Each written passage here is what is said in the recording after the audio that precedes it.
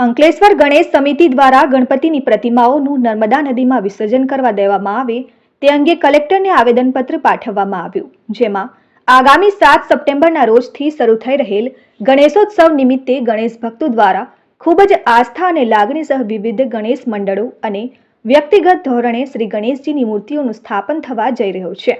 આ અનુસંધાને તમામ સ્થાપિત શ્રી ગણેશ પ્રતિમાઓનું વિસર્જન નર્મદા નદીમાં કરવા દેવામાં આવે તે માટે તમામ ગણેશ ભક્તોની માંગ ઉઠી છે. પરંપરાગત રીતે શરૂઆતથી જ નર્મદા નદીમાં જ શ્રી ગણેશજીની પ્રતિમાઓનું વિસર્જન ચાલી આવ્યું છે, પરંતુ કોવિડ-19ની મહામારી દરમિયાન સરકારના આદેશનું ચુસ્તપણે તમામ ગણેશ મંડળો અને ભક્તોએ સ્વેચ્છાએ પાલન કરી તંત્ર દ્વારા નક્કી કરાયેલ વિસર્જન કુંડોમાં જ ગણેશજીની પ્રતિમાઓનું વિસર્જન કરેલું હતું, જે ગત વર્ષના ગણેશોત્સવ સુધી યથાવત રહ્યું હતું. પરંતુ તંત્ર દ્વારા જે કૃત્રિમ કુંડો તૈયાર કરવામાં આવી રહ્યા હતા એ અપૂરતી સુવિધાવાળા હતા, તેમજ વિસર્જન બાદ જરૂરી પગલાં તંત્ર દ્વારા ન લેવાતા ગણેશજીની પ્રતિમાઓની દયનીય હાલત જોઈ તમામ ભક્તોની લાગણી ખૂબ જ દુભાય છે અને આસ્થાને ઠેસ પહોંચે છે.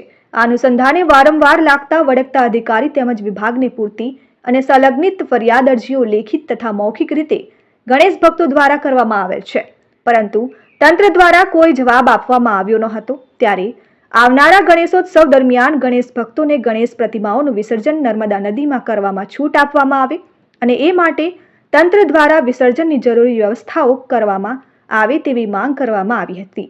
કલેક્ટર સાહેબશ્રીને અંકલેશ્વર ગણેશ સમિતિ એક આવેદન પત્ર આપવામાં આવ્યા હતા. એમાં અમારો એક મુખ્ય મુદ્દો જે વર્ષોથી ચાલી આવેલો છે, જે નર્મદા નદીમાં વિસર્જન કરવા બાબતની એક સાહેબને મૌખિક રજૂઆત અને આવેદનપત્ર આપી રજૂઆત કરવામાં આવી હતી. અને સાહેબશ્રીનો જે મતલબ જે સપોર્ટ છે એ ખૂબ સરસ રહ્યો હતો. એમને અમને ખૂબ સરસ અપીલ કરી હતી. ઘણા મંતવ્ય સજેશન બી આપ્યા હતા કે આવું થઈ શકે, આવું થઈ શકે. માટે હું ઢાંડલ સાહેબનો ખૂબ ખૂબ આભાર માનું છું અને આવનાર આ સમિતિને અન્ય પણ કામોમાં સાથ સહકાર આપશે એવો એમને એક બાંયધરી આપી હતી. Dharmesh Patel, RN news, Ankleshwar.